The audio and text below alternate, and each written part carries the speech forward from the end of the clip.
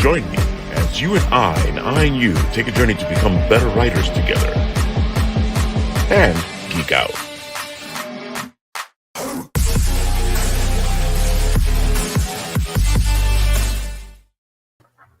Well, hello there, Apple Bites. This is your Apple Bite, written Rit Ralph talking to you. And of course, we have Rich Drezen from Luckyzilla. And of course, the Shadow Man himself, Louis Shadow Rabbit. What is up, my friend? Just trying to make sure I acknowledge him in the right panel. It's funny because it's like being the Brady Bunch here. It is. And you know what else? Legitimately, two of the best people in the community and out of Thanks, it. Ray. I was Always just saying, appreciate like, that, I think Rich was the first person I talked to at the first show I worked to. He came up to me, and it's just that he's genuinely one of the coolest and nicest dudes you're ever going to meet. So, and then Ralph was like the second or third person, and ditto. Ralph is one of the great ones. So much love to these two guys. Yeah. Yeah, Rich is so much fun to talk to. Anytime we see him at the conventions, I know we're in for a treat. I'm like Mr. B-roll, I guess you could say. Oh yeah, it's like having your own cartoon character.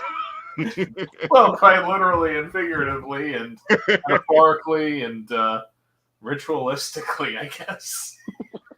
I gotta admit, I think that's one of the things I like about your Luckyzilla is because you all that energy that you have, you can feel it in the book itself. Right. You know, so that's what I aim for. It is no easy task. Prolific. Yeah, you feel the wacky mayhem, the old classic cartoon feel. Oh my god, it's just it's just like one of those books that has so much nostalgia on it. Yeah, and it's so new. Fun they are. And cease and desist from the Schuster and Siegel estates. Yeah, and gear. I haven't actually gotten sued. I just anticipated the worst so that it didn't happen. Oh man. So what have you been up to, Rich? Because it's been like a moment since we've seen you. Yeah, I think the last time that I was on your show, I was on with Edgar Paston, I think his name. Oh, I remember that. Okay. Oh my god, yeah, great guy. I hope he's doing well too. He's fantastic. Yeah. Yeah. So around that time, I was still living in New Hyde Park. I had just gotten engaged, and recently I got married, and that was fantastic. Mr. Lou here made the cake topper for our wedding cake, and he also made my groomsmen gifts. Dude, action figures came out fantastic, and it looks just like them. That's what bugs me out the most. But perhaps the highest honors I've ever had, man. Yeah. Oh, I'll give you one more on top of that. The day I picked up those figures, one of them, my brother-in-law Ryan, that was the day that his daughter Avery was born. Wow. And I had you make the little baby in his arm, like in anticipation.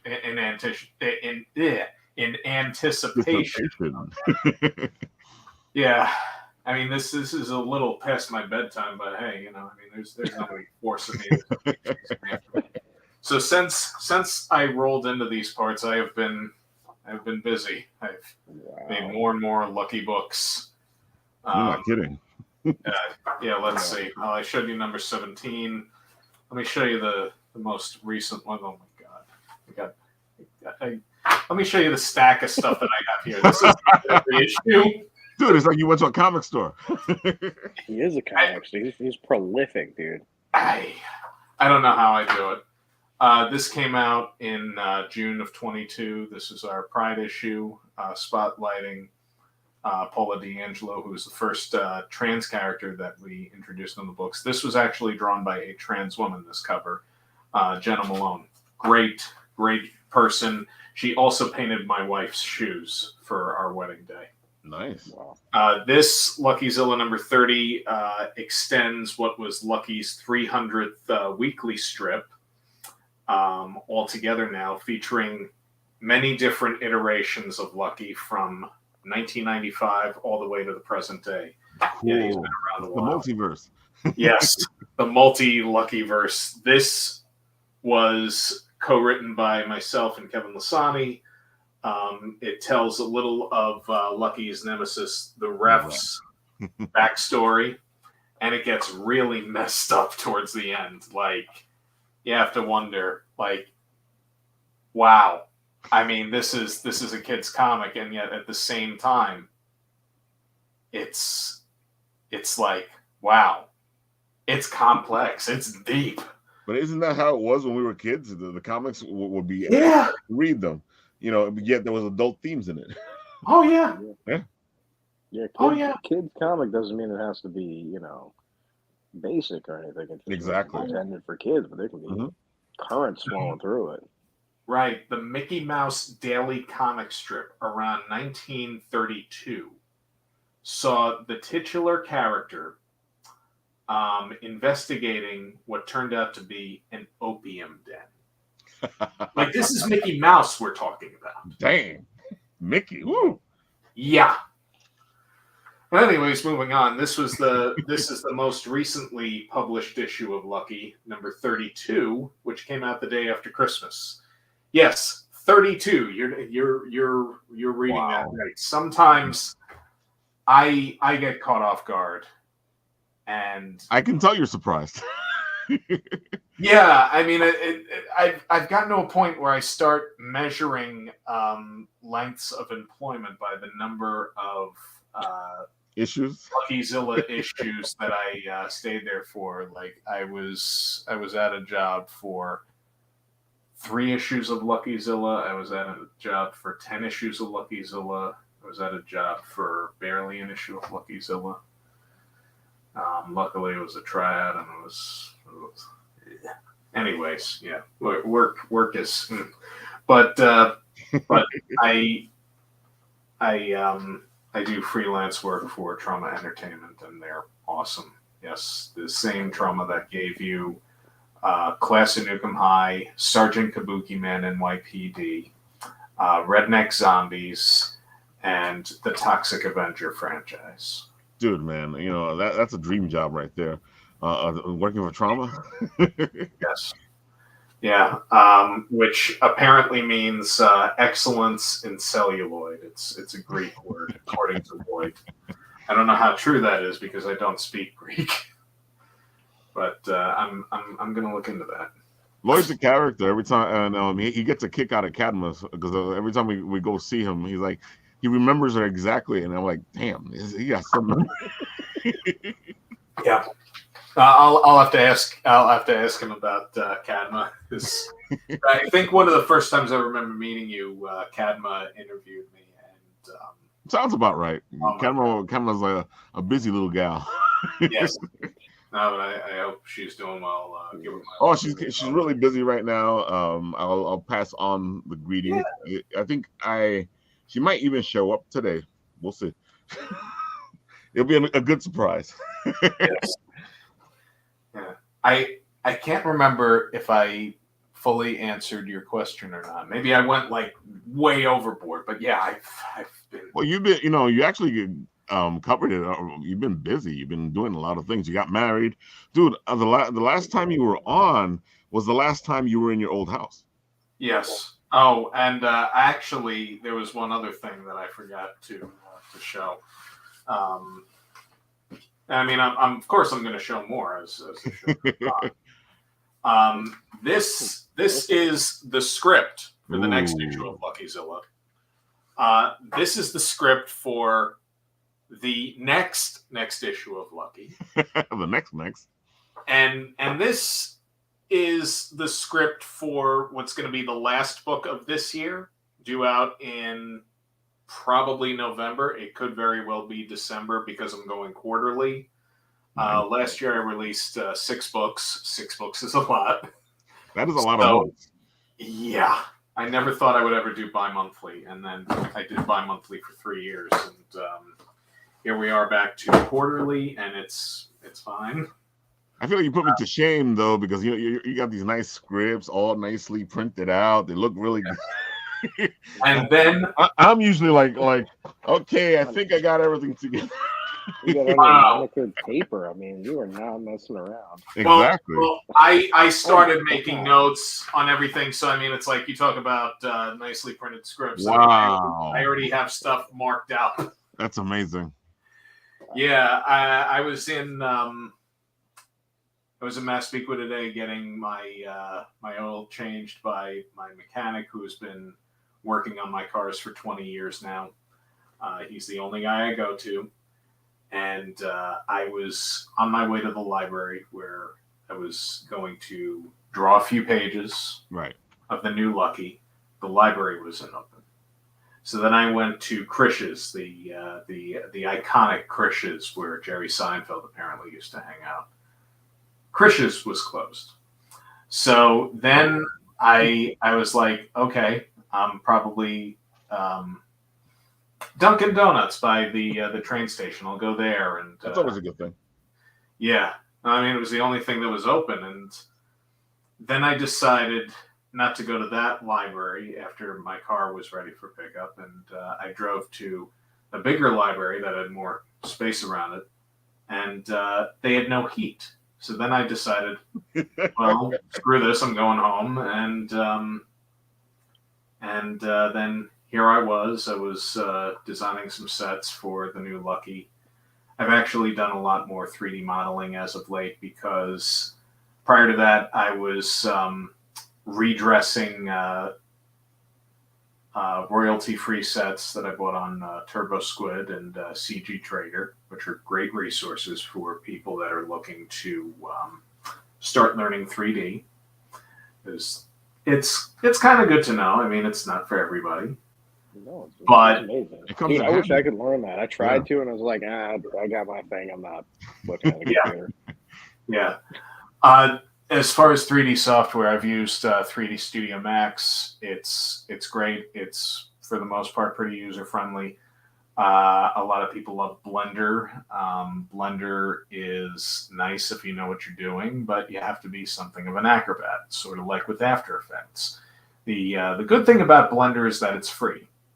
But at the same time, free means you're going to be figuring out a lot of things as you go. True. Yeah. Well, free sometimes means self-made, which was pretty good, because you're doing your own thing, and that's always a good thing.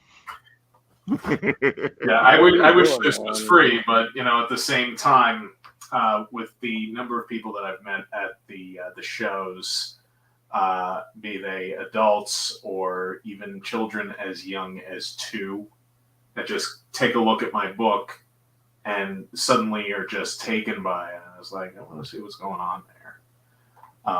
And then to have a young lady and her very shy daughter come to me in the Bronx when I did one of my very first shows. And cutest little girl, so sweet. She opened, I think it was Luckyzilla number 1 or 2, and she just came alive.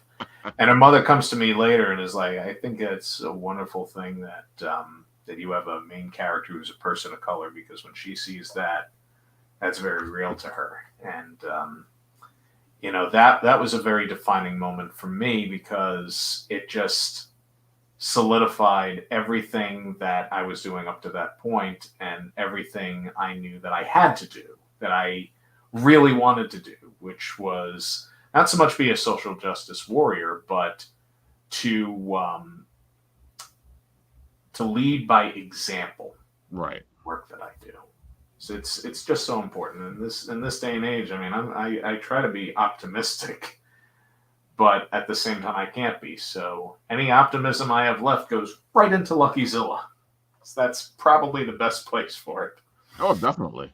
Yeah, even with a little humor, such as the three-eyed platypus monster villain Quackery, who's always coming up with Quackery. Oh yeah, Yeah, I like that guy. He was space.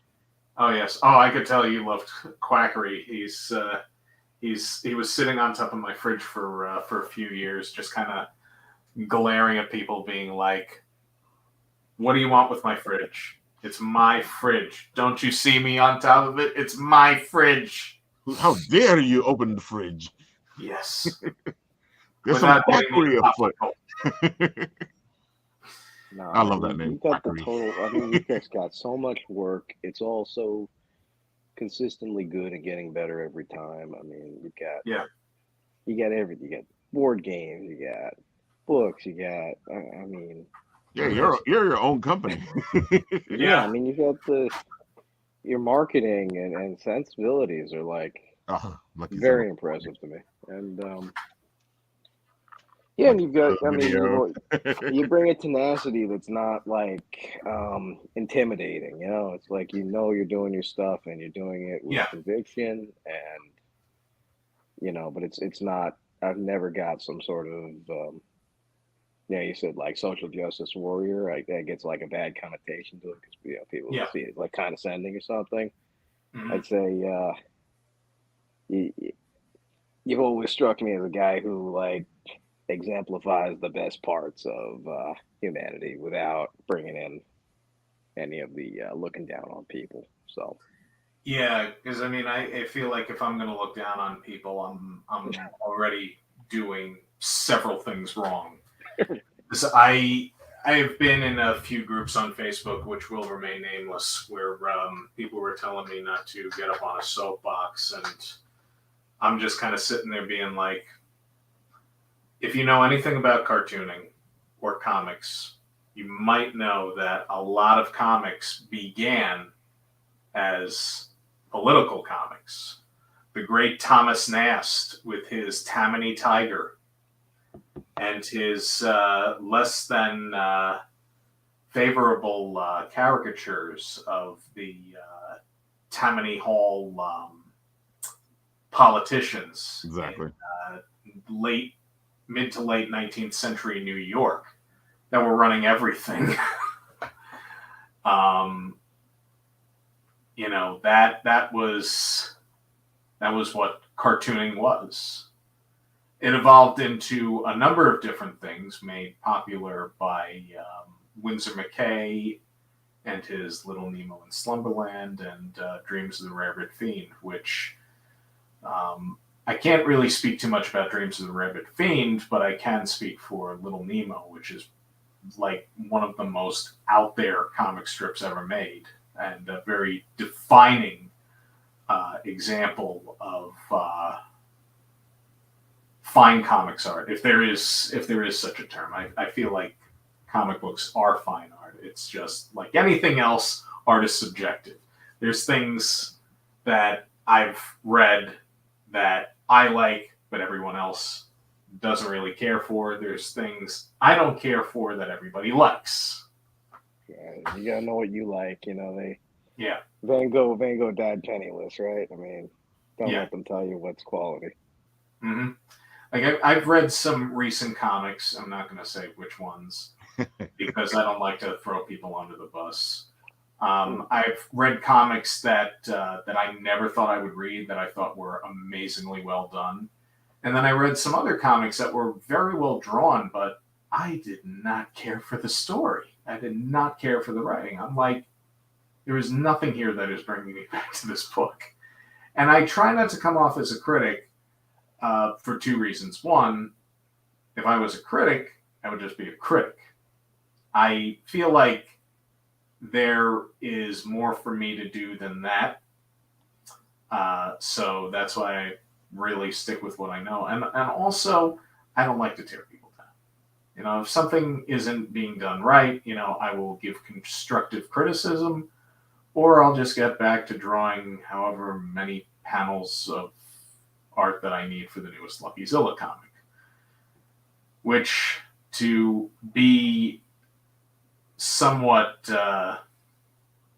precise, is anywhere between 115 to about 120 panels per book. Whoa. Yeah. Oh, the books are 20 pages. There's no ads in there, well, except for the back cover ads where I try to sell people on all the leftover stock that I have lying around of things. I grab stock photos from Pixabay, which is a free stock website.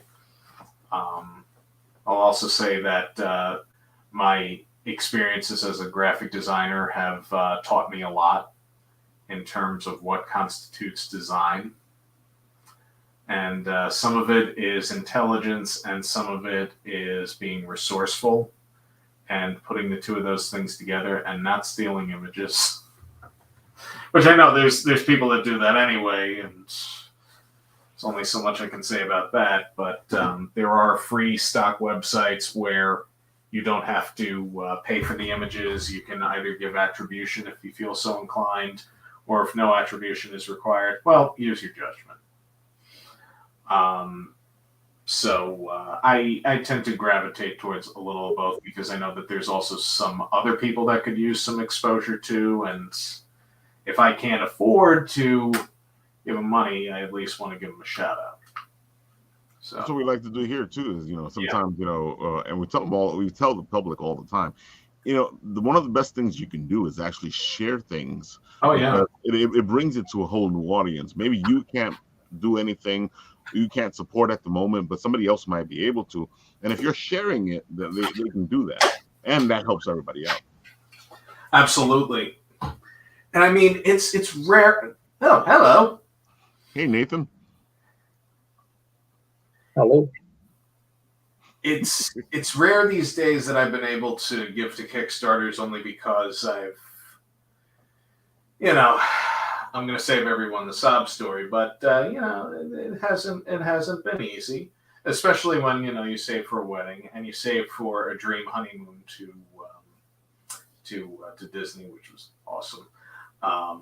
Right there is worth it, so don't worry about it. Yeah, it was the best honeymoon I ever had, and I'm glad to have one. I have to say that I'm happy to hear somebody else did the Disney honeymoon, because I got no ends of grief when everybody was like, "So where are you guys going on your honeymoon?" And I was like, "We're going to Disney." And they're like, "You're going to Disney? What kind of honeymoon is that?" I mean, only the best honeymoon ever. Exactly. And we stayed on property. We had shuttle service to and from the parks. And the first night we were there, we ate at Wolfgang Puck's restaurant at Disney Springs. And I had an amazing red snapper dish, which the next time we go, I'm getting that same snapper dish.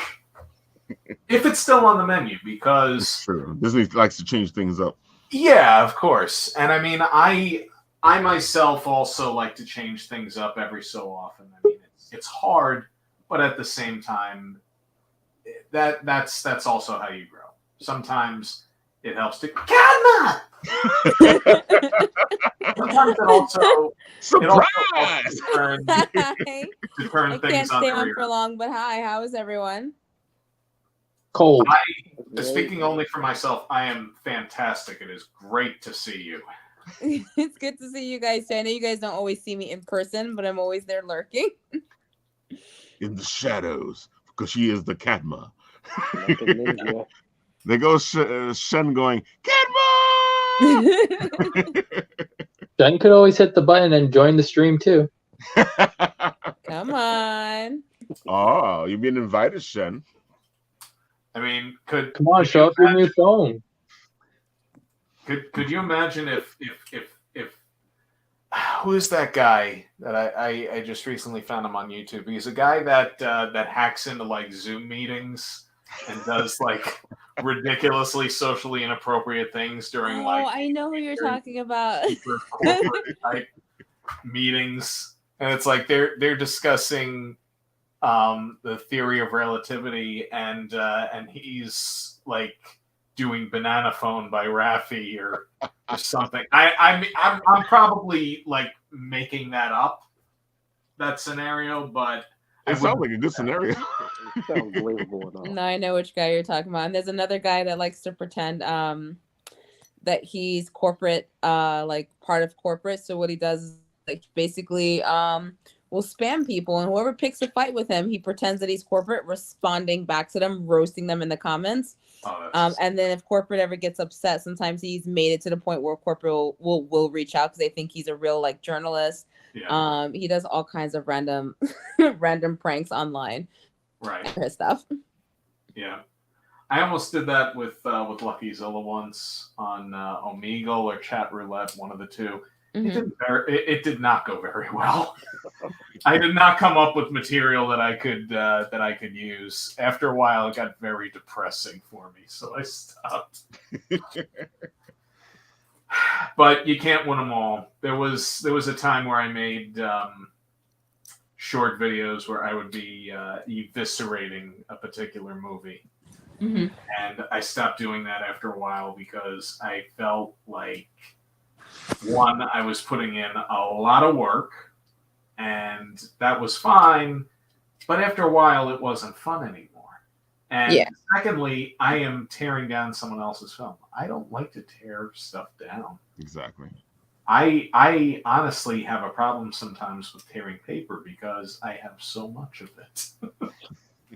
and on top of that, I also have so many books that I have for sale and DVDs of my work and board games of my work and a fake paper airplane of my work. I have the Funko's coming out. Oh God! Honestly, I wouldn't. That would be interesting. I'm not going to rule it out, but hey, Funko, if you want to make a Luckyzilla pop, I would be first in line.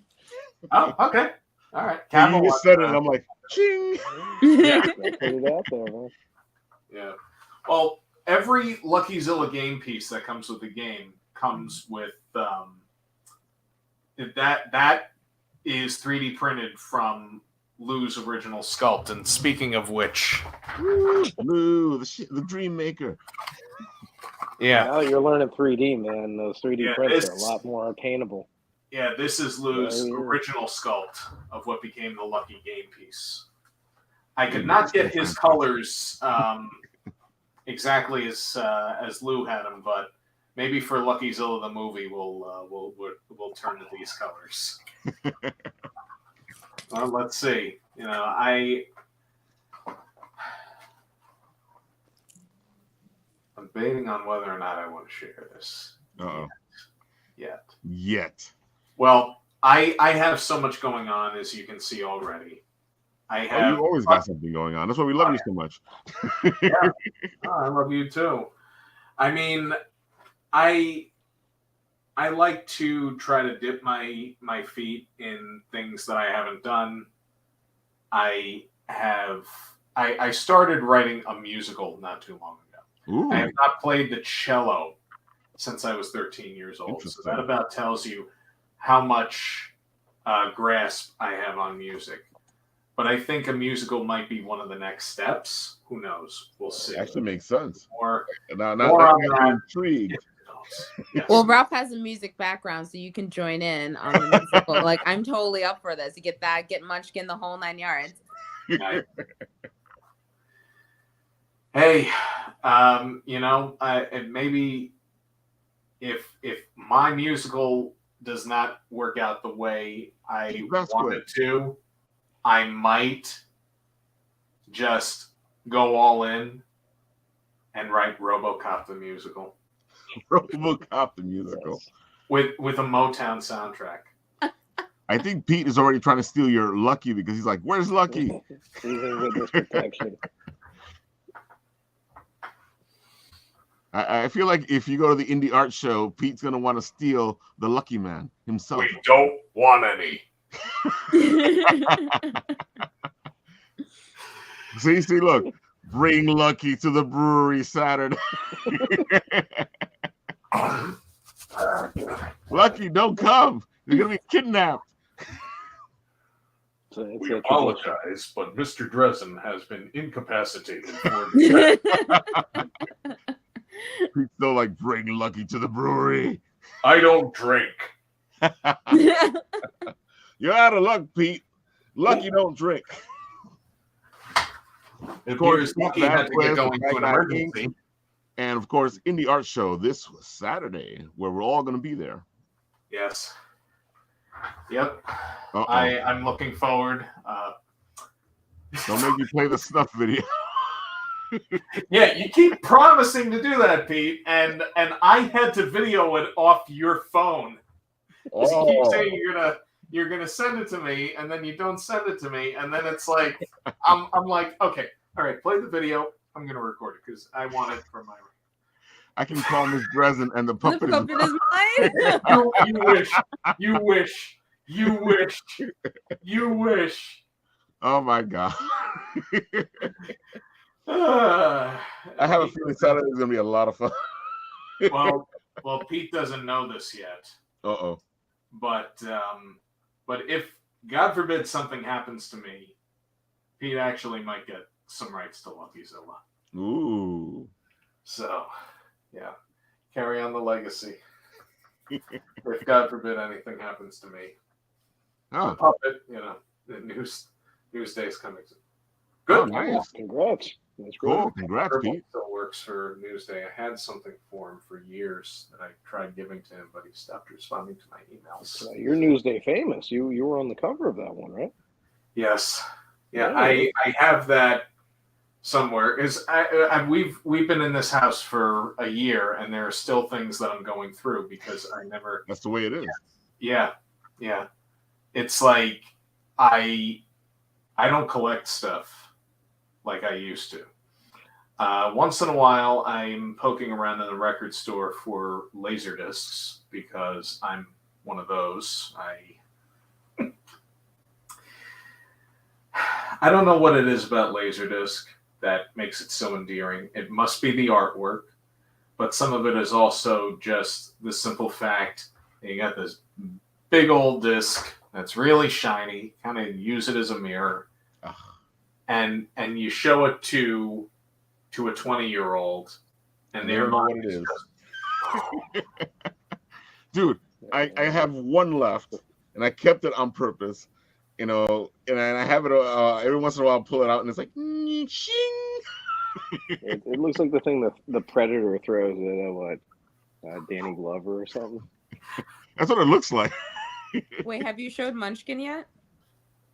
Oh, she doesn't know. I don't even know where exactly. I think Rich, I know where I used to mess with her and like play things on the VCR just for funsies, just to toy with her.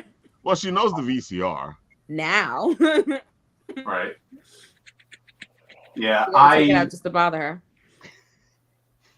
Yeah, I'm not looking to have the best collection or like everything mint, sealed, all of that, because I don't believe that really is good for me. Plus, it's also a lot more expensive to get stuff that's brand new, sealed, and all that. It's no fun. It's like they said it best in Toy Story 2, in a way that I can't remember because I haven't seen that movie in about 15 years. But we understand exactly the sentiment you're talking about because we've all seen it. Yeah. But I agree with you. I don't think that all this sealed stuff is good. Especially like now that they're doing the comics in the slabs, which I call comic coffins. Yeah, that's a good way of putting it. One of my early sales, I think it was back when I had just released Luckyzilla number 4, I was told by the buyer that he was going to get number 1 slabbed, and he bought 2 copies for that reason. Whether or not he had it slabbed, I don't know. But that would be kind of interesting to see is what Luckyzilla number 1 would look like in a slab with a grade on it. That would be interesting, especially because your book is a little bigger. So I would love just because it's bigger, I would love to see what it looks like in a slab. Yeah, I'm not going to pay for it to be done, but exactly. Yeah, But if somebody else, hey, if they're going to make an investment off of it, that's fine. Yeah. But my Laserdisc collection consists of, maybe I should show you. Come on, bring it. Let's go to the video. I mean, the laser disc. Let's see now. But Ralph, you got to take yours out for mine. If I can find exactly where it is. I think it's with the record collection. We just got to take everything out. Find the Walkman, the CD players. I still have She's my seen the CD. Walkman. She's seen the CD player. She's seen but I have my CD rewritable, the one that used to like you so you can burn on the CDs. I can give that to her and just see if she can figure it out. Rewritable CD. Oh, that was a great idea. Listen, that was fancy stuff, okay? That was a lot of music. When it came out, that was fancy. I will not complain about my pile of work being heavy again because, geez. Dude, you got to remember that those discs were heavy as hell. Yeah. This right here is probably one of the rarest Laserdiscs that I own. Valuable, I don't know because I don't collect for value. This features 2 silent films. The Wind, starring Lillian Gish, who was the star of the 1915 film Birth of a Nation. Right. I'm not going to get into a debate about Birth of a Nation with anybody because I don't debate human rights. Then there's the Crowd, which was a film about ordinary life made by one of the most extraordinary studios that ever graced Hollywood, MGM. A movie they didn't want to make, but they made it anyway because the director, King Vidor, sold them on it. Right. Pink Flamingos. Oh, Pink Flamingos. Yes. We got the Betty Boop, the definitive collection. Love Betty Boop. Oh. I got that one on VHS. Yeah. This is volume 1 through 4. This is volume 5 through 8. Okay, now I'm officially very jealous. Yeah. Well, this one doesn't have. Neither of these have the recently rediscovered Buzzy Boop at the concert, which up until recently was considered a lost film. Yeah, I remember that. Yep. Yeah, Jerry Beck had posted that on one of his pages about 2.5 months ago. I forget sometimes that you are a classic cartoon aficionado. A little bit. Silent films too. This right here, Rudolph Valentino and the 4 Horsemen of the Apocalypse. Ooh. The cover is a little too shiny. That's why it's reflecting. It kind of showcases how well you've taken care of your stuff, though. Somebody else took care of this like long before I did. Oh wow! Yeah, this is something that I don't think was even released on VHS. No. This version of it. The first movie to win a Best Picture Oscar, Wings, from 1927. This was before the Blu-ray came out. Now, there's a good story with this one. I had a VHS copy of this, which I still do.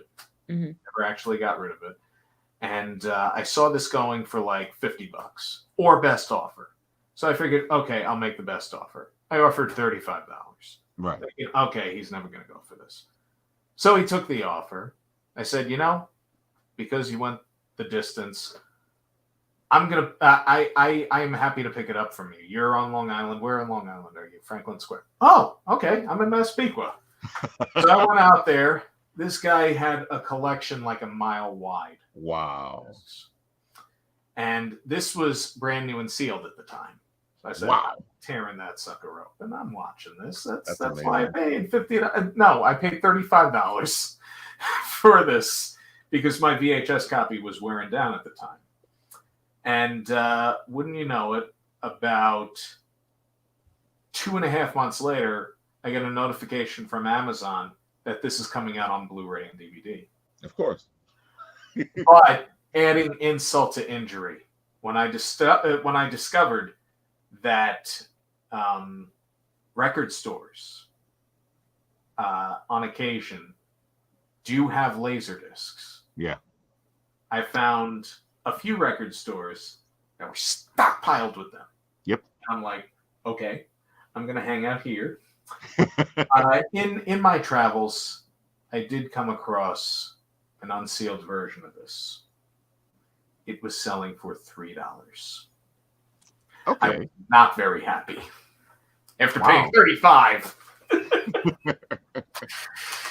Was it more recent release though? Because that would make more sense. Yeah, you would think. This right here is one of my prized Laserdiscs. I mean, controversial figure as he is, but this film, Napoleon by Abel Gance, is just like a hidden treasure of the silent film era. There are newer restorations of it, but I doubt anyone wants to sit through a 6.5-hour movie. Not anymore. Not even then. Yeah. And this right here is Japanese cinema beyond Godzilla, High and Low. Great Kurosawa film, great detective story. It's nearly 2.5 hours, but it is, and it's a marathon, well ran. Yeah, it's beautifully done. Oh, and speaking of the Big G, this is a signed Laserdisc copy of the first Godzilla film, signed by Haru Nakajima, the first Godzilla suit actor, Ken Satsuma, the second Godzilla suit actor, and Tom Kitagawa, who played Godzilla until Godzilla Final Wars. So, dude, man, you got all three. Whew. I'm coming for a road trip. We all go hang out at Rich's house. Exactly. and while we're at it, let's see. He's gonna entice us some more. I mean, I got a projector. I got tons and tons of stuff to look through, and I also have it. You know, this is one of the great things about doing work for Trauma is, you know, how many times have you gone to work, asked for your boss or reasonable equivalent's autograph, and they're not signing a pink slip? I mean, I got boom, the Toxic Avenger collection. Lloyd Kaufman. I love him. He's such a sweetheart. Yeah. And I was just telling Rich that he gets a kick out of you every time he sees you. Yeah, I always piss off his fans because I'll be walking by waiting on the side just to be polite, and then he'll see me move everyone out of the way, comes over to greet me, and then they're just standing there like, who the hell is she? Why is she? And I'm like, I'm so That's sorry. Cadma. That's Cadma. That's who it is. Yeah, you know, you got a problem? Who cares? Oh, it's funny each time. Yeah. This right here, though, I gotta say, my all-time favorite Trauma film. Of all the Trauma films I've seen thus far. And I haven't seen them all, but I have seen most of their essential titles. Trauma's War, like, far and away, is like the icing on the Trauma cake. It is very character-driven, and I'm always drawn to character-driven stories. I try to write the best character-driven stories I can. Right. Well, at the same time, I realize the book is called Luckyzilla. We've opened up numerous possibilities wherever possible for characters of different colors, of different genders. We've even had characters with disabilities coming to the forefront. We have more in the works, which I can't really discuss right now because it's still in the very early stages. But we're looking to, as often as possible and as best as possible, project an image of the world we know, the people in the world that we know, even if the world itself is pure fantasy. Mm-hmm. There is no reason why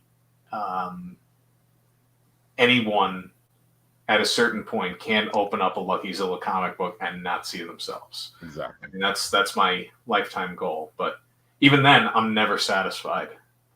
That could be something of my downfall as well. Is there? I mean, it's like I do all these things, and I'm like, yeah, but I still got to keep it going. That is the artist in you. Every artist does that. Yeah. And pushing you forward. Yeah. So, word of advice. I mean, if you think you're inadequate, if you think you haven't done enough. I mean, you probably have. Maybe you're burning out, but it's normal. I feel it every day. Exactly. Like, there will be days where I'm like, okay, I'm going to do 2 pages of pencils. And I sit down to do the pencils, and I'm like, I hate everything that I'm drawing. And that's okay. You know, I get through what I can get through. If it's a page, if it's a couple of panels, if it's a panel, if it's a character in a panel, it's something. Because then what happens is a day or two goes by. Maybe I play some video games. Maybe me and my wife, you know, go to this really nice restaurant, and I end up in a food coma for about 36 hours. And then I just kind of come back swinging, and I will slug out 4 pages of pencils, like the next day or the day after, or whenever I sit on my butt to draw more comics. So, yeah. That's the way to do it. You know, it's the same way I work with my writing. I'm going to do what I can at the moment, and then I'll come back to it whenever I can. Yeah. Like, in the past, well, one of my goals coming into this year was, okay, I'm going to do 4 Lucky books this year, down from the 6 that I was publishing for the past 3 years.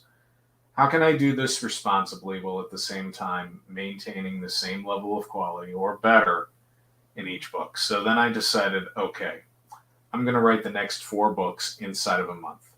So the first week of January goes by. I finish a treatment for the first of the 4. Second week goes by. I'm like, I don't know what I'm doing. The story for the middle 2 books didn't even exist yet. I mean, I just had ideas that were not in any way, shape, or form connected. And then about 21 days in, when I had the treatment for the second of the 4 books, mostly written, I finished the script for the first of the 4. So I'm like, okay, all right, I guess it's go time. And then one thing led to another, and before I knew it, I had written 80 pages worth of content in about 8 days. Wow. I don't know if I could ever do that again, but I was about to say, can you repeat that? well, to give you an idea of what I think I'm more than capable of, yes. But more specifically, I started making production folders for, I mean, the scripts that I just did for this year are for Luckyzilla numbers 33 to 36. I started making production folders for Luckyzilla number 37 to 40. And on top of that, I have drawn the cover art up until Luckyzilla number 46. Wow. And I started working on the roughs for 47 and 8. Damn. Because I think the one reason, aside from all the other reasons that I couldn't list if I possibly tried, that I'm able to still get this out is because I keep setting more and more goals. But I set the goals with the idea that I know what it takes to make a book happen. Right. I have been through this enough times to know that you have to set the deadlines. You have to make sure that you know what the characters look like that don't exist prior. Right. You have to get the swatches ready for the characters that don't exist yet, because trying to figure out what colors a character is wearing when you have a book that's due in a week is craziness. So a long time ago, I decided I was going to have every single character, every single color for that character all in one document. And so I started making swatch libraries up the wazoo, and it took a while to narrow it down to the most recurring characters. But I think as of maybe 6 months ago, and I've been publishing for 7 years now, Wow. I finally ended up with a swatch chart that I was just like, yeah, this is what it is. And then I create another character who is recurring, and I'm like, well, now I got to get them in there. That's how it works, man. I want attention. I want somewhere to go. And then if you don't do it, they don't leave your head alone. But it is an excellent process that you have here, because if anything, if you need to speed through stuff, you always have that quick reference just in case, because as you continue to build and build on top of that world.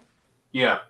And I mean, there were also times where I did just have to kind of wing it because there wasn't really a lot of time. And although I didn't quite know what I wanted, I was able to get myself in a state where it did come out. It came out a lot different than what I expected, but a lot better. And the case in point was Luckyzilla number 20, in the title villain of the story, The Curse of the Golden Shark. Now, the golden shark itself has 2 different forms. It actually has 3, but one of those 3 didn't make it into the final book. The final form of the shark, that was a very interesting process, because I was trying to go with, okay, this thing eats people. It just devoured a cruise ship, and the only survivors are just barely staying out of harm's way. What if the skin of the golden shark was made up of the faces of his victims? And then I was like, that's cool. I don't know if parents would like it. But at the same time, is that going to remain consistent throughout? Are the faces going to like flow? But also, how can you convey that movement in like 6 or 7 panels? And on top of that, how are you going to draw like 52 different faces on a form that maybe lasts like 4 pages out of 36? Wow. So then I decided to go for something a bit simpler. And how I achieved that simplicity is something that I don't know if I could really explain, aside from the fact that I shut off the lights. I tried to find the scariest music possible, and I ended up scaring the bejesus out of myself. I forced myself to be scared. I'm like, what makes me scared? I want to be scared. I want to be terrified. What I ended up with was satisfactory. I mean, I wasn't legitimately scared, but I felt it going on. I mean, for one thing, fish kind of scare me. but a shark, I think, would scare me more, especially if it were chasing me. I hope so. And what if it's Jabberjaw? Oh, Jabberjaw. I can smell that food. Yeah, I really wish I had Lucky use that line on the golden shark, but it's okay because I ended up throwing in a baby shark reference as a consolation. Because why wouldn't I? Of course. And that baby shark story. Yeah, but off camera. Yeah, but actually, I can't really take credit for the use of the baby shark reference. That goes to Luckyzilla number 20 co-writer Sebastian Bonet. Okay. We love Sebastian here and his Nerd to the Round. Very much so. Who won the Izzyverse Award. Nice. Yeah, Sebastian's great. He's going to have something to do with Lucky in the future. I can't really get into details, but you'll be seeing more Sebastian Bonet in Luckyzilla.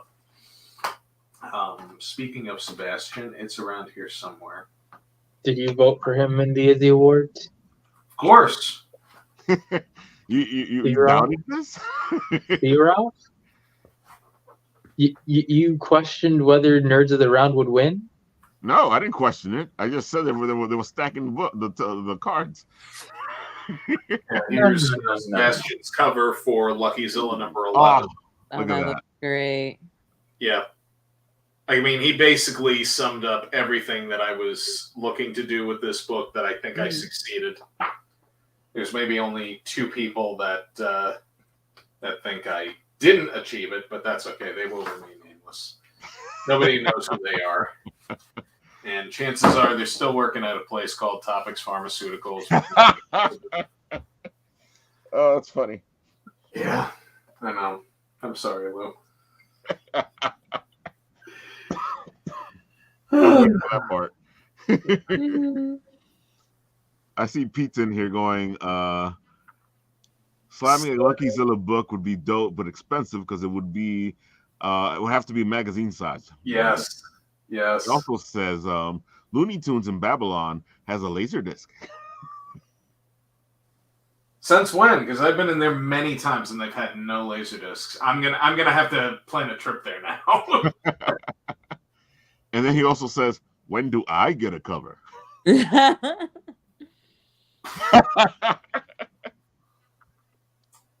That's a good question. Ooh. Because Pete, if you've been watching, I mentioned I have art for up to issue 46. So, I mean, I can't afford Pete. He's too good. Too good. No, he's great. Well, I mean, Pete also contributed a panel for what was the 200th Luckyzilla webcomic. He said maybe a cover for the Kickstarter. I'll work it all out. I'm not one for really doing special editions. I've thought about it at times. I was going to do a special edition cover for Luckyzilla number 20. That didn't really get off the ground because of COVID and expenses for that. I remember you had mentioned it to us right before COVID. Yeah. I was thinking a Chrome cover because the place I was working for at the time was getting in this Chrome paper that was becoming pretty popular with certain other small press publishers, and it was a pain in the ass to print. But when it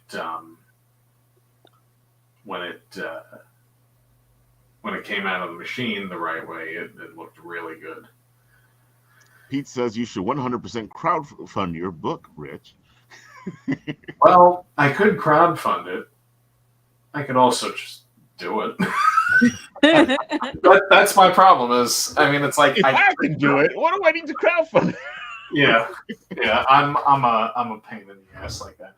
I think what I most certainly will do is I will crowdfund the completion of the animated Luckyzilla pilot, which has sat on the shelf for 7 years because I'm the only one doing it.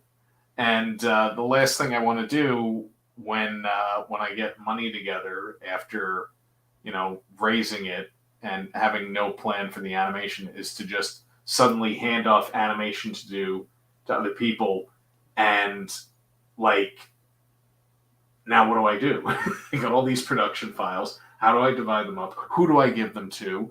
And when are we supposed to get this done? Tuesday. That's not how animation works.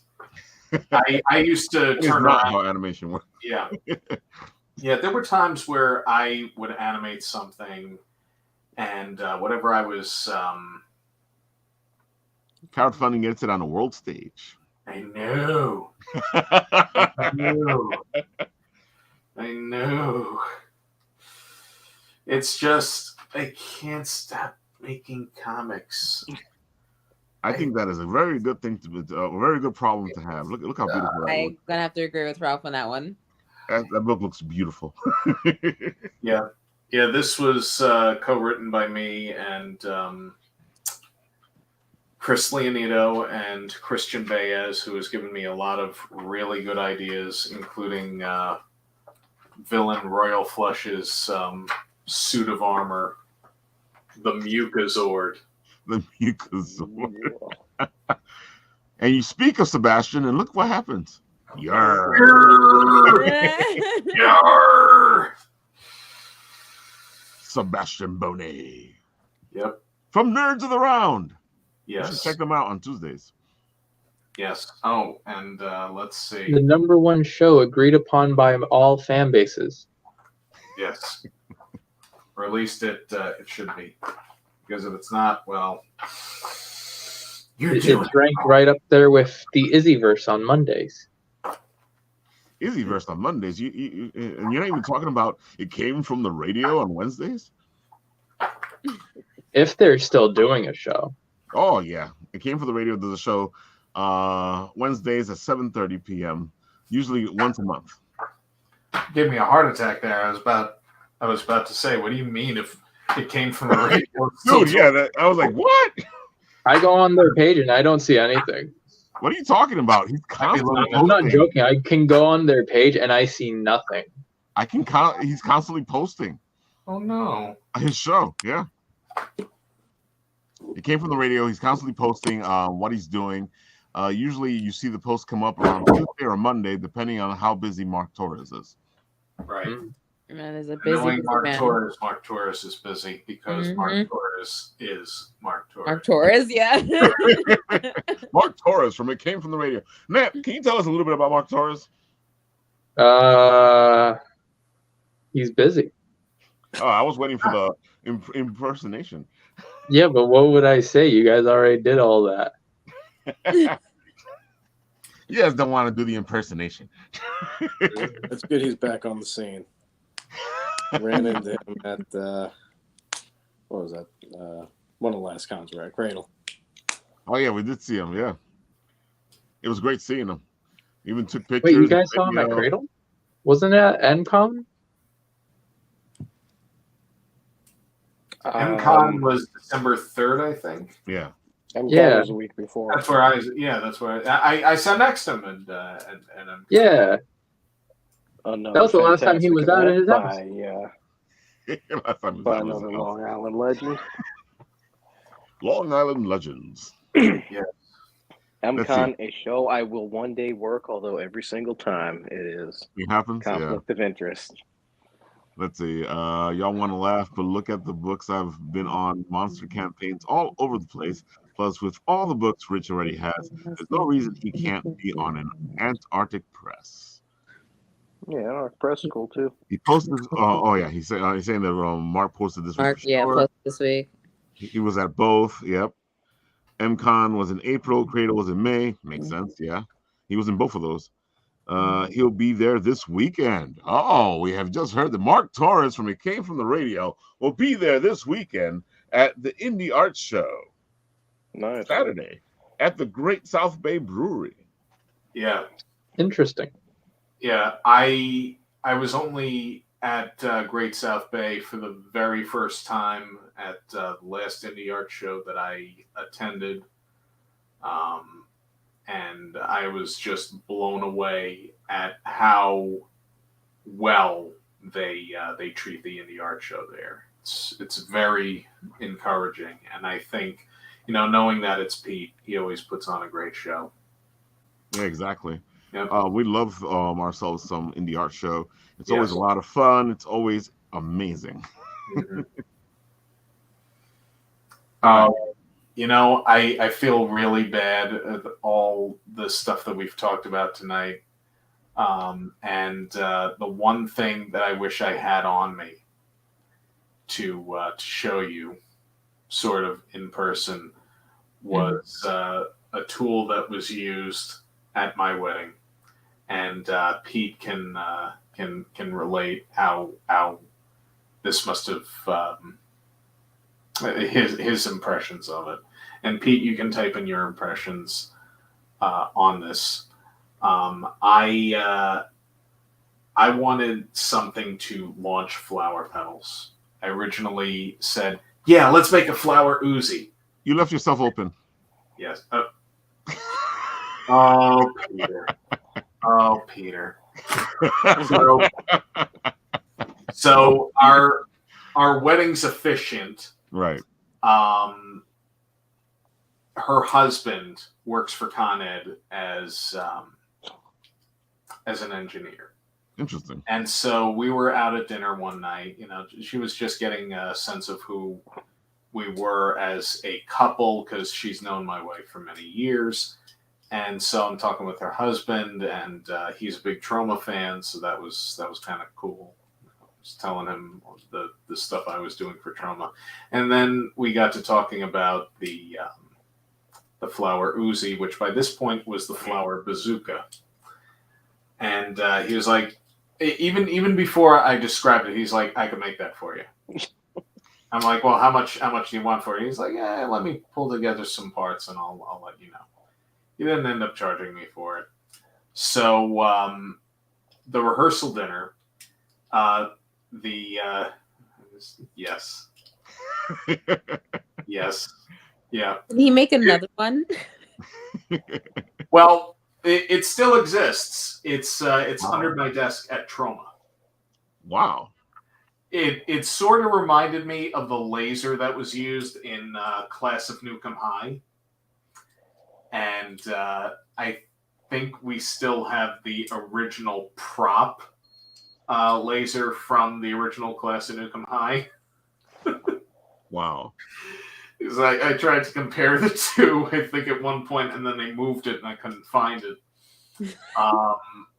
But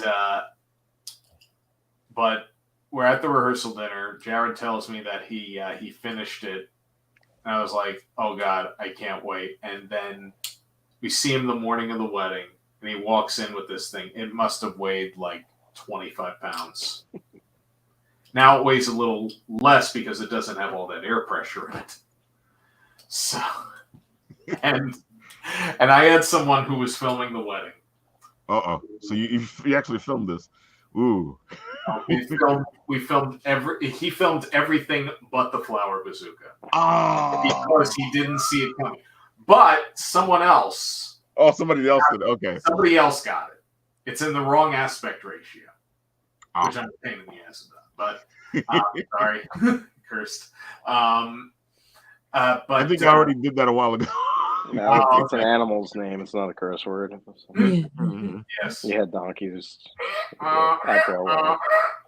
So yeah, we did get the Drezen wedding flower bazooka trademark on film in some form. Awesome. Yeah, and now it's sitting under my desk at Trauma. Occasionally, I remind people that it's there. And they're like, "Why on earth is it there?" And I'm like, "Because I like it." I don't know what else to do with it. Maybe it'll go in. What is it? What's the movie that Bass Hammers is doing? I can't remember the name of the movie. I think it's had at least one or two other titles in the time that I've been there. But yeah, working for Trauma has been a treat. It sounds like a blast. Oh yeah, and well, I gotta give them a plug. Oh, hold on. Yeah, if you're a Trauma fan and you don't subscribe to Trauma Now, I mean, first of all, it's free for the first month and then $4.99 after. What you get as a gift, more or less, because that's a steal, is you get ad-free, fully independently produced films from everywhere in the world by all kinds of talented directors you've never heard of, because according to Lloyd Kaufman, The devil-worshipping media conglomerates don't want you to see them because they're too good. That's Lloyd. That's Lloyd, all right. Quote unquote. You know, you got your Trauma Essentials, you got the Toxic Avenger collection, you got Class of Nukem High, you got Sergeant Kabuki Man, NYPD, you got Romeo and Juliet, Poultrygeist, Night of the Chicken Dead. That's a lot of movies. Oh, yeah. You got Lust for Freedom, and I'm not just saying that because I designed the Blu-ray cover for it. Wow. Yeah, you've got a bunch of new independent films and still more coming every month. There are more titles added to Trauma Now every month. And in the very near future, I can't say exactly for sure, you will be able to buy Luckyzilla digital comics on Trauma Now. Ooh. That's cool. I mean, you can also buy them from me directly, but that's you got a choice. You can get it from Rich directly, or you can get it, wait a little while and get it from them. Yeah, I feel like getting it from Rich is better. But at the same time, Trauma Now is awesome. And I have to say, in the 4 months that I've had the service, it has never crashed. That's good. It has never crashed. Not on the iPhone, not on Roku. And where else do I have it? Well, I don't have it on my PS3 because my PS3 can't handle the Trauma Now app because it doesn't have it on the PlayStation Network. Oh, pardon me. Yeah. So Rich, I'm excited to. Yeah. I was gonna say, make sure now that you've done the whole trauma thing and you've given the trauma their props, we need to make sure that the group out there, the people out there, that can find you and your stuff. So you need to tell them where they can find you and your stuff. Here we go. You start on DrezenMedia.com. That's DrezenMedia.com. Also tied to that same domain as a subdomain of that domain is Luckyzilla.com, where you will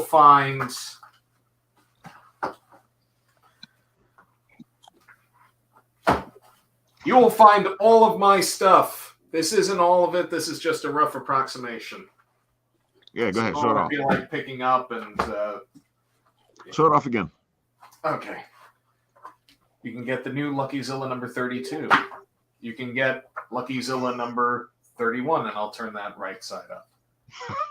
You can get lots and lots and lots of great stories for you and your family to enjoy time after time, issue after issue, forever and ever and ever until the end of time.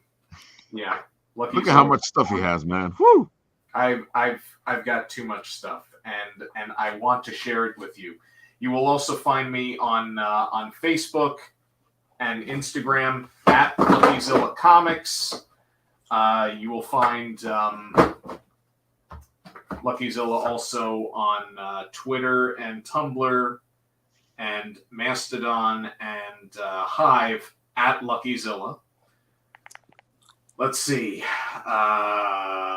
I'm leaving out my sister series, Drezen Draws, which is kind of on hiatus for a few reasons. Some of them being, where am I going to stream it, where it's going to have an audience. But you will find previously aired episodes on YouTube. Drezen Media, YouTube.com/Drezen Media to find the Drezen Draws episodes, all 100 and how many episodes have I done now? I gotta actually look. Oh my god. Yeah, all 128 episodes of Drezen Draws. I'm too prolific for my own good. I'm starting to forget what I've done. I mean, I'll look at drawings from like 10 years ago and I'm like, oh, this is interesting. And then I'm like, wait a minute, I drew that. It's terrible. And I look at something I did last week and I'm like, wow, this is like one of the best drawings I think I've ever did. 2 years from now, I'll be looking at that same drawing and I'll be like, what is this? Exactly. We know how you feel. Yeah. Yeah. All right, folks, we are at the top of the hour here. So, not the top, but the 15 mark. And Captain, I know you got to go. So, can you tell them a little bit about your show and your vocal? What you gonna put me in a spot like that? Of course I am. That's how you feel today. I see. Woke up I with do your it to spouse everybody today. else, so I might as well do it to you. Oh, it's because we're at a far apart. It's okay. Wait till I get back. I don't know what you're talking about. Just because you're all the way over there doesn't mean anything. 52 lockup, 52 crimes, 52 Mondays. I was unable to complete last year, so this year my goal is to complete it. A couple things kind of got in the way of it, but that's okay. So you'll find more of my true crime obsession on Mondays as usual. Of course, everything is under Cadma, like literally, and that is my vocal page. That is my vocal page, where I put either writings, poetry, sharing thoughts. Unfortunately, I don't have like a dancing Lucky to put on it, but like, We should all have Nancy Lucky's on pages. but I also put the true crime episodes written out on there as well, so you can always subscribe with who joined. It is Jordan. Hello. Hello. And that's I think that's the bit of my plug, just my vocal writings. Feel free to check it out. Sometimes I join some of the challenges. I just do it mostly for fun. I already published my books already, so like that's checked off on my bucket list. And if you go read the vocal, just read the vocal, it actually pays off the person who you're reading, because the more reads we get, the more money comes into our pocket. So if you go to vocal, check it out and read it, that's all you need to do. And hey, if you want to give us a tip, you can always give us a tip. Tips are good. But I would definitely also recommend leaving comments on there. You can now leave comments in vocal. So I forgot they added that. Yeah, and that's I gotta check vocal out. That sounds Yeah, check it out. I would definitely recommend it just for fun. There's so much stuff there. There's a lot there. I think the last person I interviewed with that had left a comment, it was for an article where I was discussing how people do this thing of like making comparisons from one individual to another, and how it in the end it doesn't really benefit either party. It's just useless when you can actually just communicate with the individual what you actually want to convey. Sure. Opposed to just going, so and so does it this way, like who cares? Like, talk to me directly. And then the way how I explained it in the article, the person came back and left comments going, I never thought of it that way. And I'm like, yeah, like it's a little more problematic when you do it that way. It is, because I mean, on one hand, I think we all want to succeed, but on the other hand, success doesn't feel quite the same when we step on people on our way up. Exactly. So if other people could learn not to do that, perhaps the world might be a more tolerable place. I would say so. It just takes a little bit of respect for other people. That's all. As long as you're always respectful, things work out. Like we like to say here in Bitten Apple, the best way to raise up or rise up is to raise each other up. We all raise at the same time and we get there. It's a nice way to do it. Yes. That's why the pies are always as well prepared and as fluffy and crispy as they possibly can be. I don't know where that came from. But it's a good Bitten Apple reference. Yeah. Yep. It's okay. I'm going to make his Bitten Apple shirts that says fluffy pie, and it's going to have to apple on it. I pitched a few ideas to Trauma for T-shirts. I might have to just start making up random shirts again, like what I did when I launched Drezen Media. But then there was a data hack on Cafe Press, and I pulled all my stuff out because I'm like, I ain't getting compromised. No, thank you. You ain't stealing my ideas. Oh, no. One of the best T-shirt ideas that never sold was a bucket of popcorn that I drew that had a slightly unwound VHS tape stuck in it. It came from one of those weird ideas that I had when I must have been drunk. And I had microwave popcorn. It was Act 2, which is like bottom of the barrel, like the worst kind of microwave popcorn. And I remember taking a bite out of the first 2 popcorns. I was like, this popcorn tastes like a videotape. And so that just kind of stuck with me. And so I put it on a t-shirt. And where that t-shirt is now, I do not know. I thought you were going to be like, oh, it was one time when I was in Blockbuster.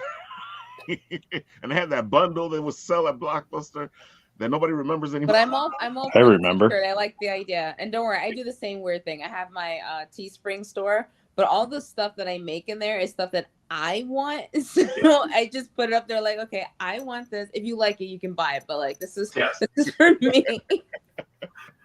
One shirt that I thought was going to sell, but didn't, was this shirt is red, but the shirt is blue. Oh my God, that reminds me of the movie. But I ended up with a really, I don't want to say brilliant because that'd be tooting my own horn, but I came up with a joke that I would tell everyone that I met while I was wearing that shirt. I would go up to them and I'd be like, I am sure that I can convince you that this shirt is red. And they would just kind of look at me like I was about to attack them. And they'd be like, you do realize that shirt is blue? And I'm like, no, it's red. And they're like, okay, how are you going to convince me that a shirt that is clearly blue is in fact red? And I would say to them, because you're reading it. And Oh my God. the first time that I shared that with my wife was, I think, the first time I heard her say to me, you give me agita. My wife is the most wonderful human being on the face of the earth. Obviously, that's why I married her, but my wife and I are nothing alike. And yet, we complement each other so perfectly, I think, for that reason, and also because it's like, it's just magic. Like, we go out together, we're out with friends, or we're out doing something that we plan to do, like go to the aquarium or whatever, and we could just meet people and immediately just make friends, even if we're not intending to make friends. You know, I mean, it's like I'm that husband that's always making a bunch of dad jokes, and she's just like, that's why we get along. Yeah. and she's just like, I'm sorry about him, but hi, my name is Stephanie. And, sorry about him. Hi, my name is Stephanie. Oh yeah, she's gonna see this and she's gonna kill me. But I love my wife. There goes Legitimately, you're both beautiful people, man. I have a serious question. I'm in the sunshine state. Of course, that's why the room looks so good, because it's all sunny. My goodness. It's nighttime and it's still bright in here, but yeah. I think they do that on purpose. I remember being in the hotels in Florida, and you'd be in the room going, God damn, why is the sun? Oh, it's the room. Mm-hmm. I honestly was going to go out on a limb and be like, she's in Alaska because, well, actually, I really would though.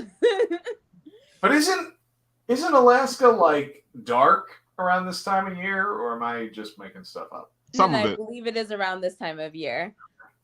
But I wanted to go there coming from Seattle because you can catch a ferry from there to go across. Right. Yeah.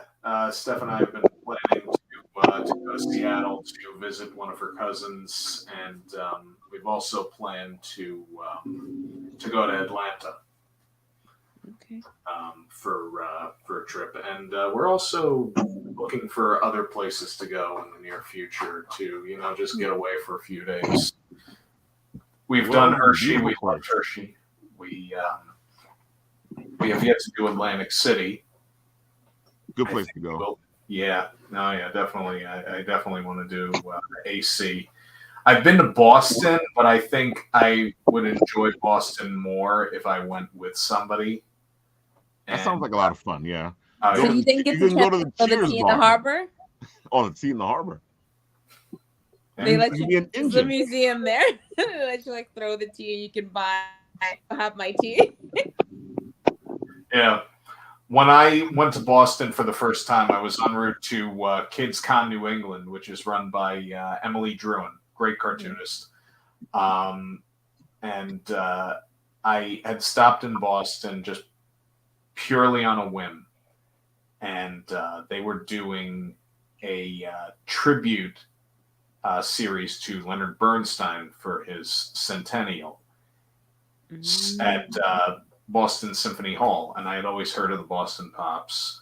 I'm a huge Lee Ray Anderson fan, and it's his music that basically made the Pops the Pops.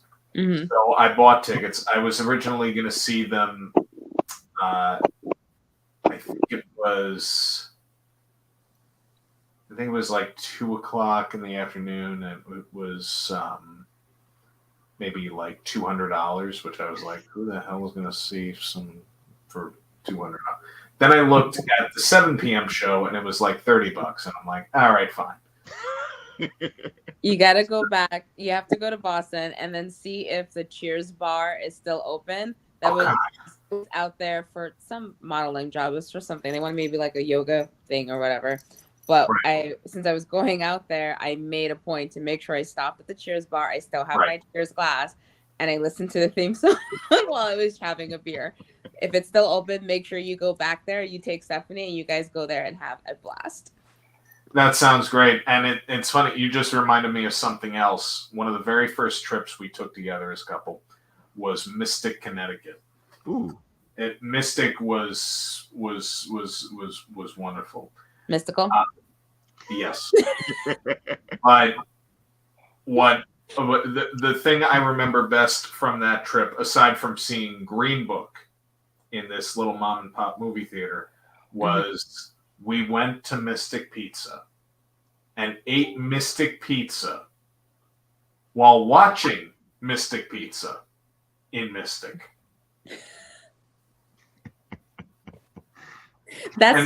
I'm not the only one that does that. Next time you make fun of me, I'm not the only one who does these little things. Yeah.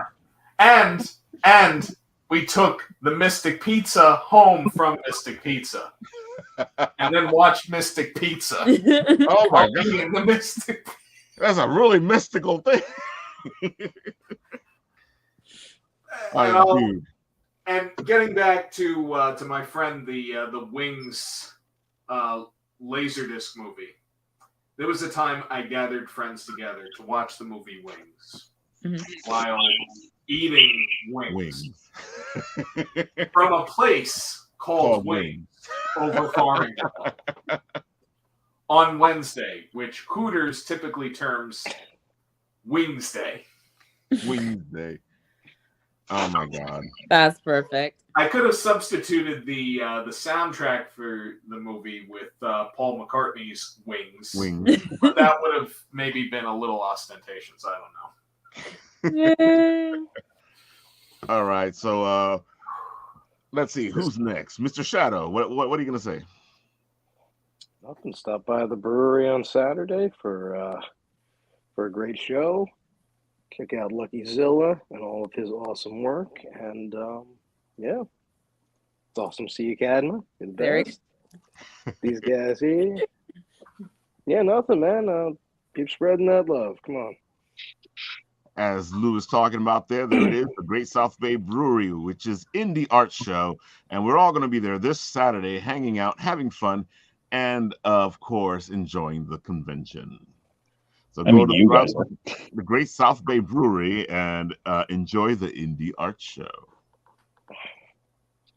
You know why they call it Great South Bay? Why do they call it Great South Bay? Because it's great. And of course, Heck of a time. I wanted to show Shadow's new keys, but he can show it himself. Yeah. Look at it. Oh, it is so That beautiful. is I just saw the video on fine. Instagram, and I was like, Finishing up I got to show this off. Dude, finishing show up your, the final show your touches little on friend. it. I want one. Look at that. He's gonna do the thing. And his legs move. Yep, I saw that's that. fantastic. I saw that earlier. Dude. But Lou, you need to do the other thing. What other thing? The thing, You know the that thing. mega thing. I think he's talking about the mask. Oh, the mask. Dude, I I'm can't guessing. believe that you were able to like figure out how to get the mask so it comes off. Wow. You always do great work, bro. Oh, here we go again. Lose Got an it. innovator. Got it. Oh, look at that. I want one. So I know, do I yourself know a you're favor. right. Commission Shadow Rabbit. He makes dreams come true. He Yes. made mine come true. Made a board Oh, game dude. after his original sculpt. Dude, So- you still got the cake topper right there? Yeah, I gotta go grab it. Oh, go ahead. That's it. We're showing off Lou. Nah, We're nah, showing off Lou. Him He'll and be- his, appreciate it. his shy self. He'll be making mine soon enough once I can think of an idea. I thought you thought of the idea already. I had an idea and then I was like, do I want to go through with that? It's not right. $2 worthy, is it? And check out Shattermare Comics. Oh, that's right, Shattermare Comics, for winning. because thanks to For them, winning this guy. that's where Chunky won. That's right. And it's all Dude, Lou's look fault at for this. telling me about it. Oh, I That love is No, I a cake encourage them. topper. Damn, you did a great job with that. I might be biased, but that's the best winning I've been to in a long time. Exactly. And Lou was able to do the groomsmen as well. So if you guys want to go check that out, you go check the videos out because they all look just like the people they are. Yeah. Nice, yeah. Oh yes. Yeah.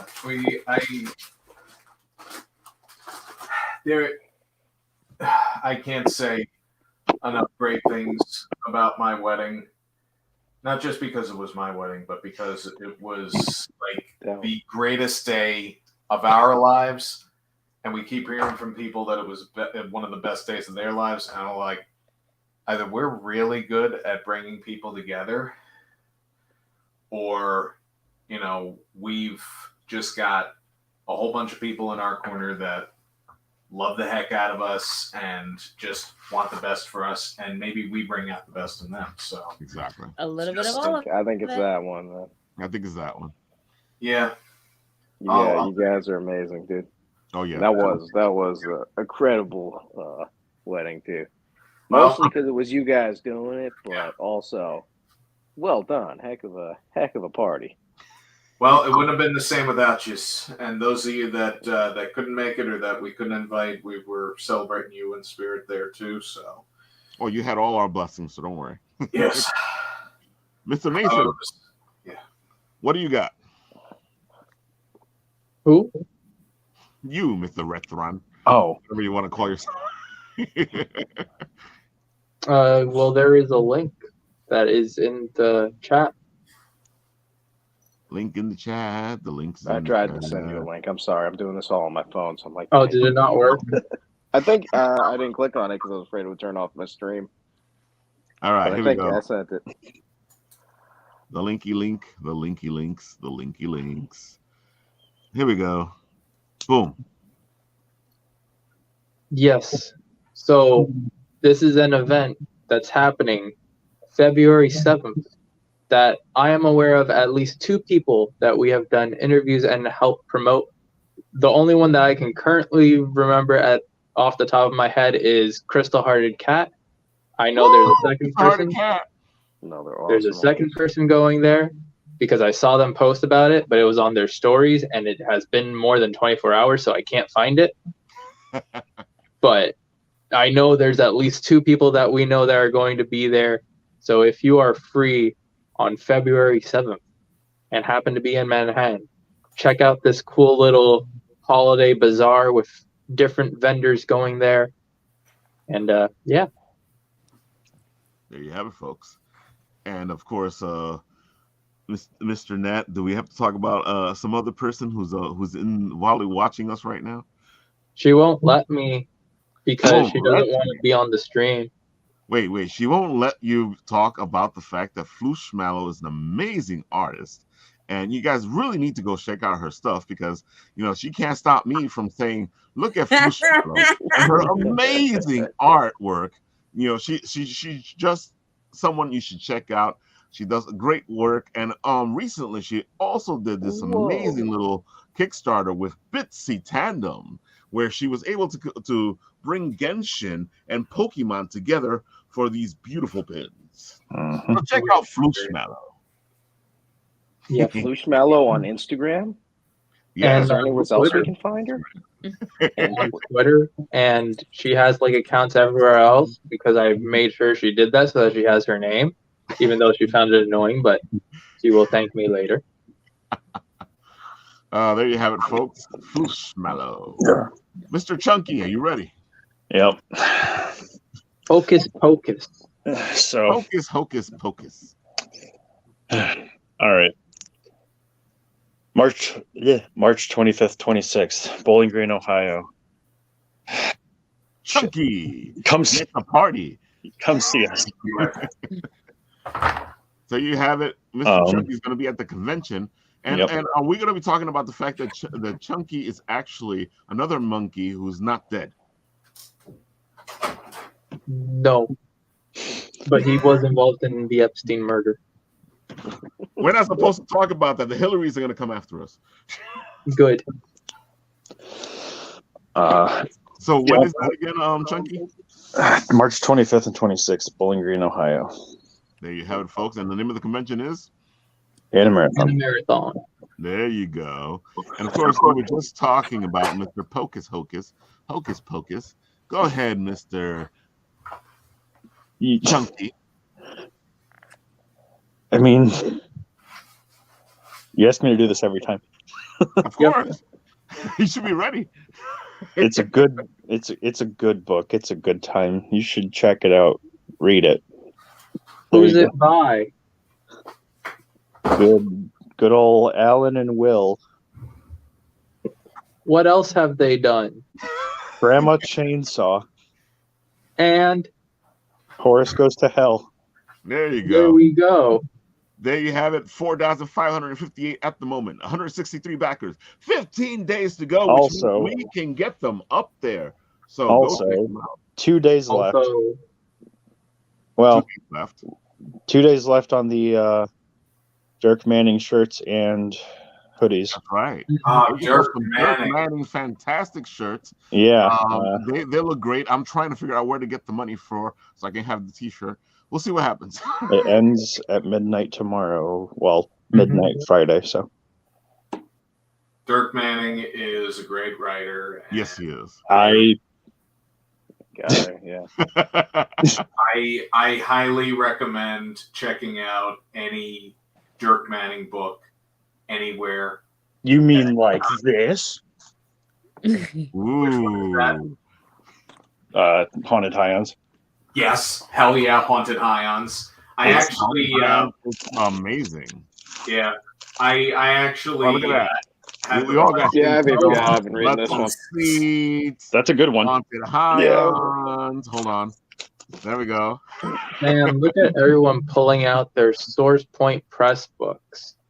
Yeah, It would be I great read if a I had lot of books. Source Point variants when I worked at a company that printed primarily comics.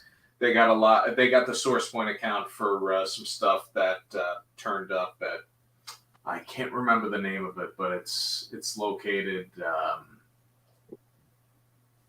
Christ, and it was a foil cover too. Yeah. But yeah, I saw the name Dirk Manning like in a whole bunch of places. Same with Bob Sally is another one. Yep.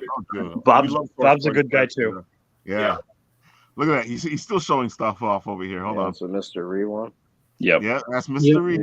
Yeah, that is fantastic. Oh wait, that's one of 20, right? I don't think all 20 were made because it didn't. That tier didn't sell out. Yeah. Happens. But it is the first one, so because I was the first backer, so Right. He's really proud about it. First one, first backer. Right. Just want to We're remind them. also talking about Source Point at the moment. Franklin and Ghost. I What? freaking love Franklin and Ghost. Oh, Franklin and Ghost is amazing. Yeah. Oh, there he you goes. mean what's about to be the hit? Here we go, TV and he's series? off. You mean the hit TV series coming out? What do you got? No, he has literally everything except one Yeah. comic that I have now.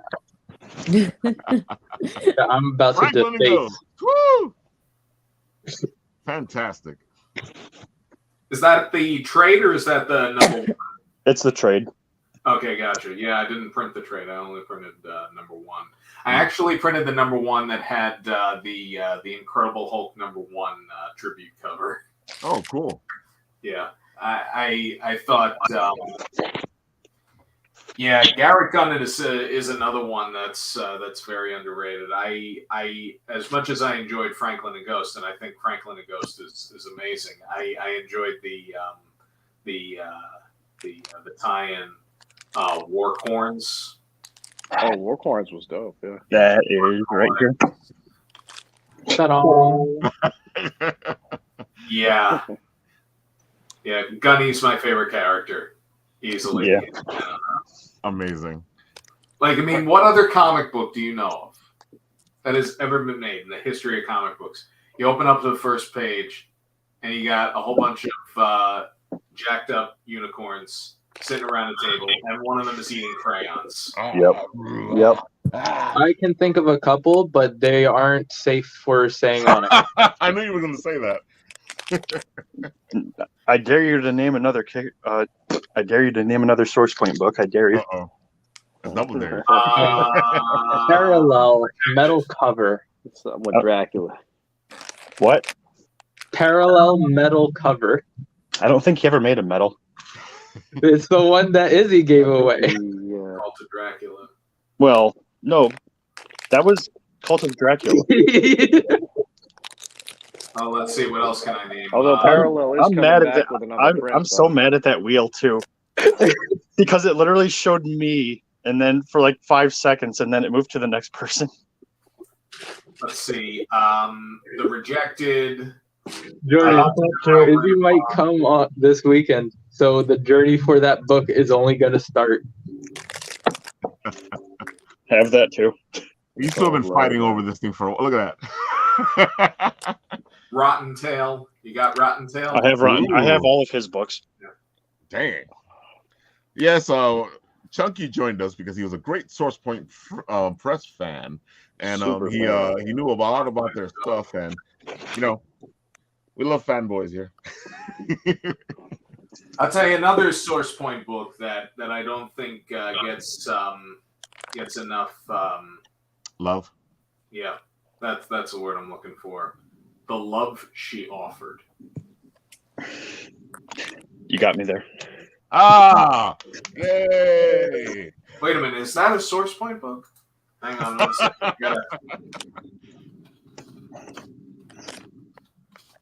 Hang on just 1 second. Oh, I'm so sorry.